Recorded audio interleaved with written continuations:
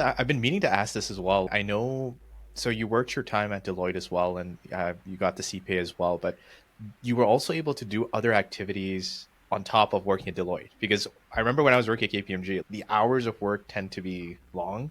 So I'm curious, like, how did you manage to like squeeze in time to do all these other activities, or even after you completed your time at Deloitte, to continue doing those activities outside of work? Like, how did you get that time? Honestly, sometimes I question myself about that too. But honestly, it's Yeah. just this weird blessing. It's just like you manage yourself, but I feel like this was back in university too, and it continued on into my professional life as well, where I feel like when I think about high school, where I wasn't as involved, I still didn't get stuff done as much. So it felt, I guess the conclusion I've come to, like sometimes when you're like cornered, you find a way to prioritize, manage yourself, and get things done.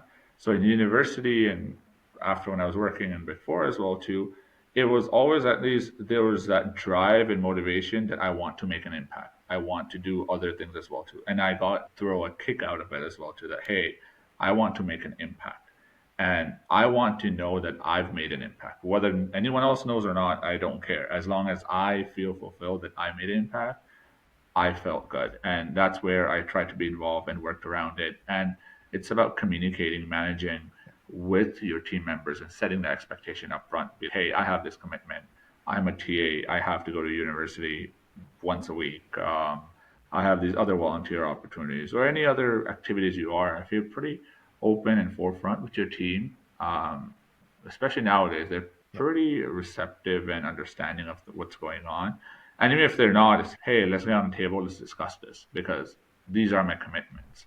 Um, I mean, something, if you really think about it, like the simple things as if someone wants to practice religion, for example, on Fridays, you want some time off, like a couple hours to go pray. It's better to, be Yep. open and just have that discussion up front. Be like, hey, this is my commitment. I can work around it, but I want to stay true to it and I want to continue practicing it. So, can you accommodate me in some way? So, I think it's the first step comes in bringing that up, bringing those commitments up, and showing that you're well rounded and you have other things to do as well too. And everyone has things to do, right? Yeah. So I guess this is like for professionals that are interested in volunteering or joining certain groups. Like, do you have any advice for people who are hesitant to do it because the timing, like they feel if they don't want to commit to something, they won't be able to do because work hours might take long. Do you have any advice for that? I would say two things. Start with something that you like and something you're passionate about, and just incorporate it. Okay. It may be incorporating something that you're already doing. So if you're into sports, if you're in a league, maybe help manage the league a little bit, like administratively. If you're doing any other activity on the weekends, maybe try to formalize and see how that goes.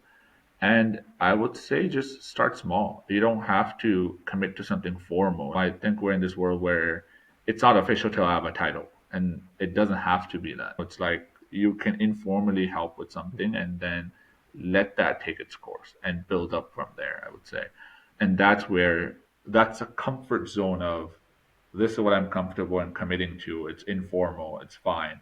And then from there, using that as a jumping ground, like jumping board to go on more into your career and volunteer in a more formal manner.